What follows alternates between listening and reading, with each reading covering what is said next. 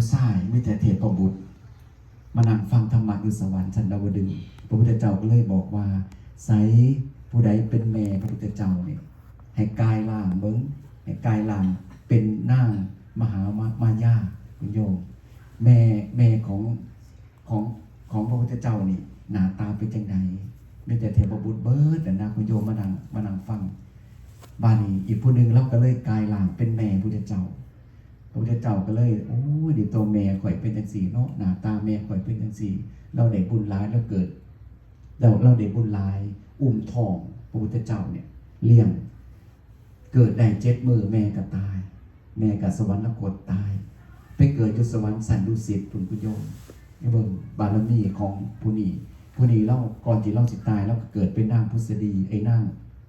ชื่อหามายานางแม่ของอันพระเวสสันดรน่ะพุทธดีได้อธิษฐานไว้ว่าขอให้ข้าพเจ้าได้อุ้มท้องผู้มีบุญมาเกิดอุ้มท้องพระพุทธเจ้าน่ะได้ตั้งครรภ์เป็นพระพุทธเจ้าให้ข้าพเจ้าซะได้อุ้มท้องเราคนมีบุญหลายมันก็ได้ไปเกิดในสมัยนั้นนะคุณโยมอุ้มท้องได้ลูกออกมา7 มื้อตายแม่ได้บุญหลายแม่เลยตายปุ๊บไปเกิดอยู่สวรรค์ชั้นดุสิตเลยเนาะเอาบอกสู่คุณโยมฟังนี่ล่ะคุณโยมบทสวดอภิธรรม7นี่ก็ถ้าแปลก็คือธรรมะที่บ่เที่ยงธรรมะที่เที่ยงคือคุณงามความดีที่เฮาสร้างไว้นี่ล่ะเกิดแก่เจ็บตายทุกสิ่งทุกอย่างบ่เที่ยงแท้แน่นอนเนาะคุณโยมเนาะสวด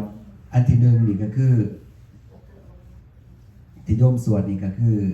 ถวายพระพุทธเจ้าพระพุทธพระธรรมพระสงฆ์อันอาตมาที่สวดนี่ก็คืออภิธรรมเพื่อ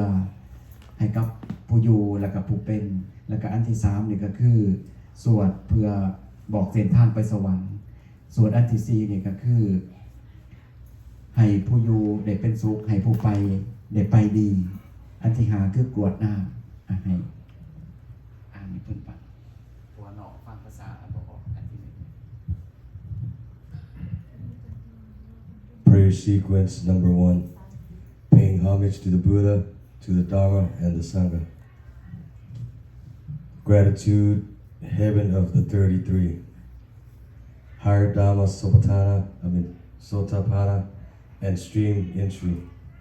Showing the way to heaven, chanting prayer. A prayer for all, may everyone find happiness, good fortune, and encounter only good things, both the living and the departed. Chanting prayers to dedicate merit to the deceased.